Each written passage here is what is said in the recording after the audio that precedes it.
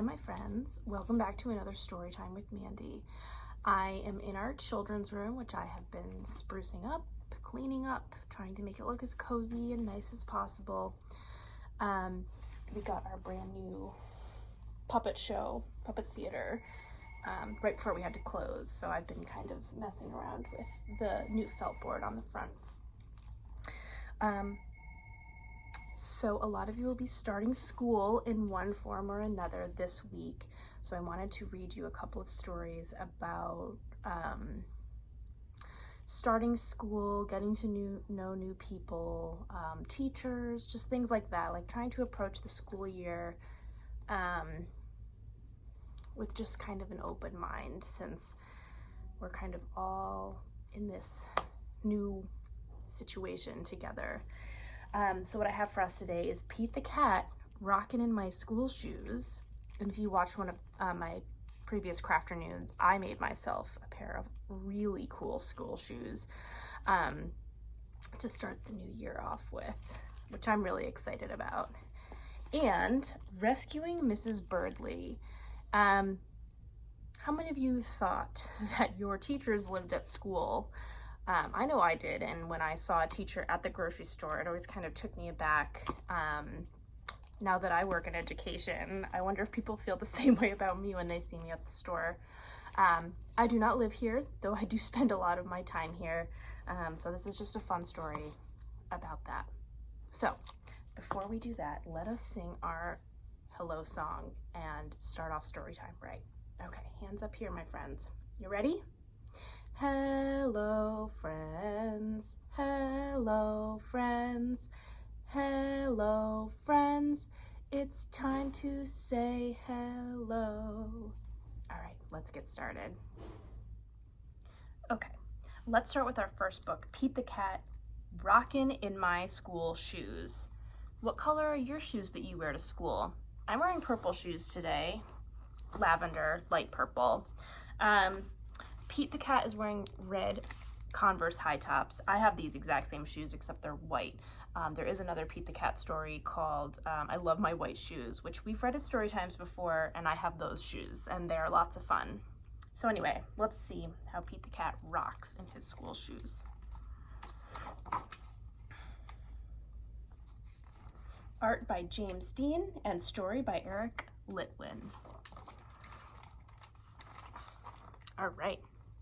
Here comes Pete, strolling down the street, rocking red shoes on his 4 furry feet. Pete is going to school, and he sings this song. And if you're wearing cool school shoes too, you can sing this song as well. I'm gonna make up the song because I don't know how the tune goes. I'm rocking in my school shoes. I'm rocking in my school shoes. I'm rocking in my school shoes. Pretty easy to memorize. You can just sing, hey guys, I'm rocking in my school shoes. And he's got his red guitar. Pete is sitting at his desk when his teacher says, "Come on, Pete, down that hall to a room with books on every wall." What do you think we call a room that has books on every wall? Let's find out. Where is Pete going? Where do you think he's going? A room with books on every wall. Curious. The library! Pete has never been to the library before. Does Pete worry? He does not. He finds his favorite book and he sings his song. He's not walking in his school shoes now. What do you think he's doing when you have a book in your hand? What are we doing now? He says, I'm reading in my school shoes. I'm reading in my school shoes. I am reading in my school shoes. A book about dinosaurs, one of our favorite topics around these parts. And this says Pete's lunch. It's a lunchbox and it's green.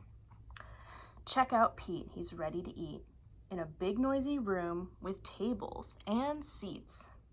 Where is Pete? He's in the lunchroom. It's where you eat lunch. I mean, any room can really be a lunchroom. It just happens to be the room you're eating lunch in. Maybe it's your regular classroom this year. It can be loud and busy in the lunchroom, but does Pete worry? Goodness, no. he sits down with his friends and he sings this song. And right here he's drinking milk. It says moo with a cow on it. He says, I'm eating in my school shoes. I'm eating in my school shoes. I am eating in my school shoes. He's got his rockin' red guitar out and he's rocking at lunchtime.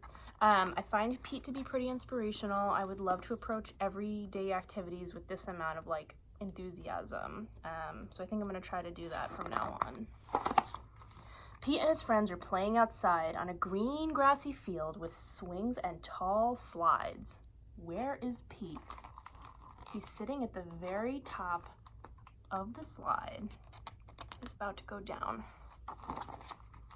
He's on the playground. Classic. Kids are running in every direction. But does Pete worry? Heck no. He slides and swings his song. I'm playing in my school shoes. I'm playing in my school shoes. I am playing in my school shoes.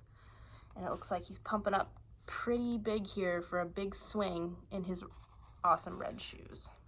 I think I need to get myself a pair of those red ones as well because they look really fresh.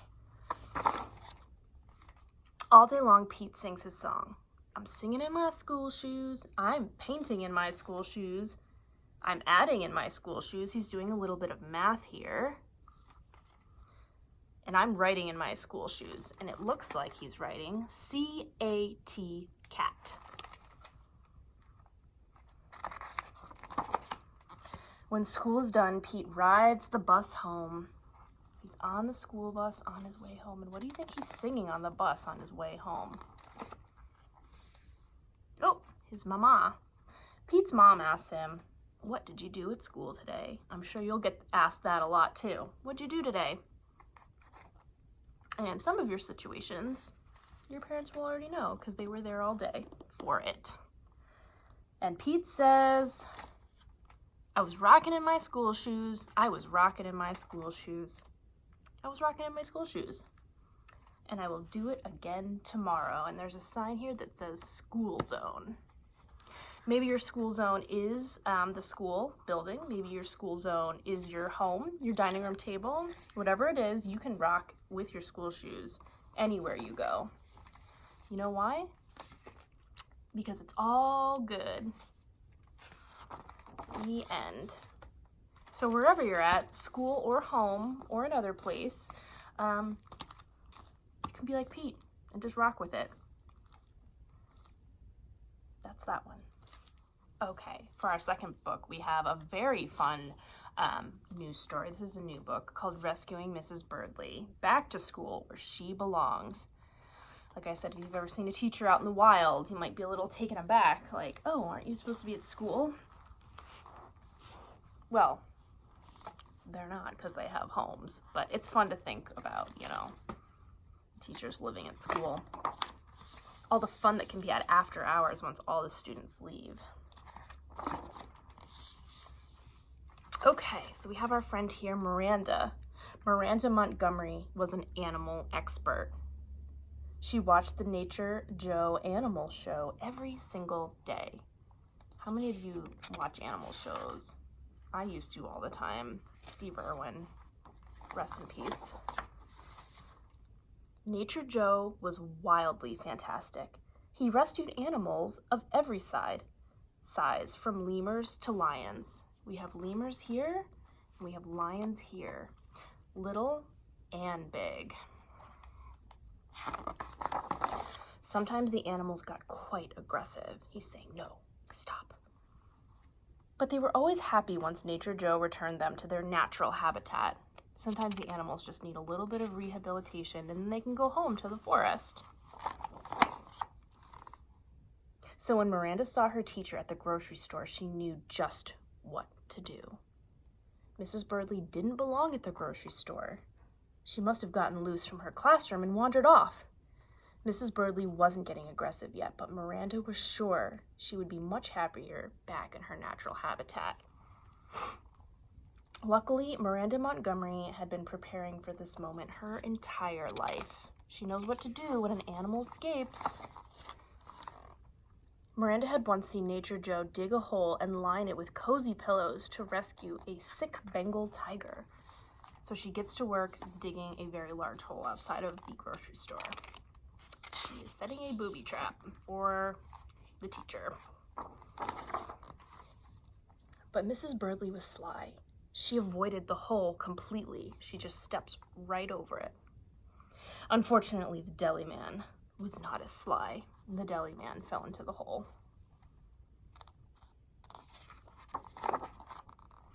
Miranda needed bait, and she knew the perfect bait to use.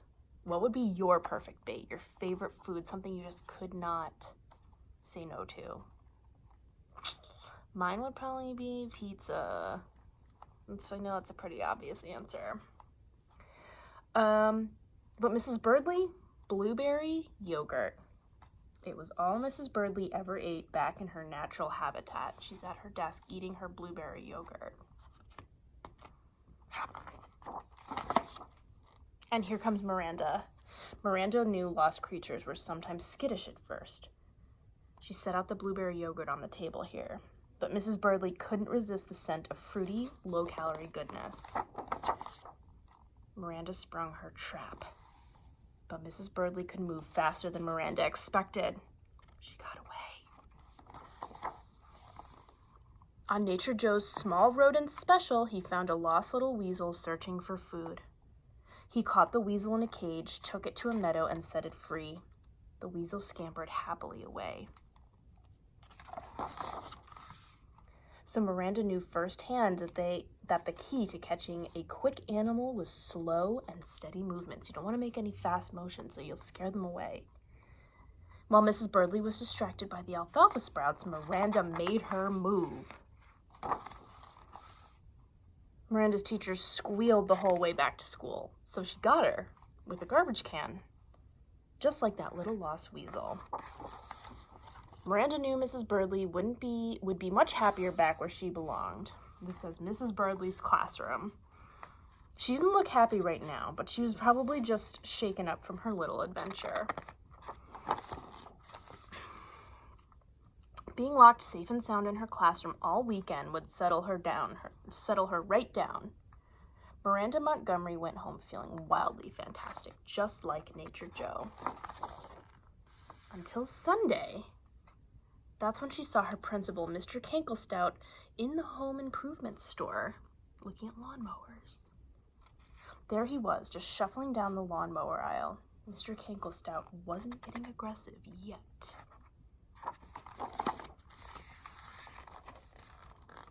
Luckily, Miranda Montgomery had been preparing for this moment her entire life. So she's just out there kidnapping adults off the street because they're teachers and they live at school.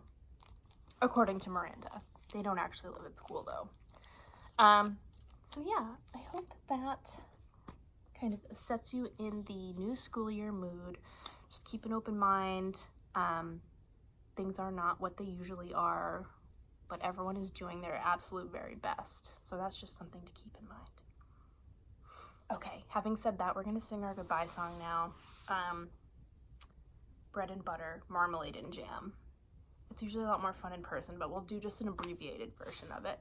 So I'm going to need you to help me get a beat going like this. Bread and butter, marmalade and jam. Let's say goodbye as quiet as we can. Goodbye. All right, the opposite of quiet is, what do you think? Is it loud? Okay, let's do that. Bread and butter, marmalade and jam. Let's say goodbye as loud as we can. Goodbye. All right, goodbye everyone. Keep an eye out for our newsletter because it has lots of fun stuff for the months of October, November, December. We're going to have a regular schedule of online programming. In addition to some really fun outdoor stuff, some fun take-home craft activities. Don't forget that we have our school-aged reading advisory now. So if you go to our website, caregivers and parents, you can fill out a Google form to request books for different age groups if you're homeschooling, or if you just want us to curate like a fun grab bag of books for or your child, let us know. We are more than happy to do that. It just keeps things a little more organized if we have it in a Google form. So you can go ahead and check that out at our website. Other than that, we will see you again next time. All right, bye.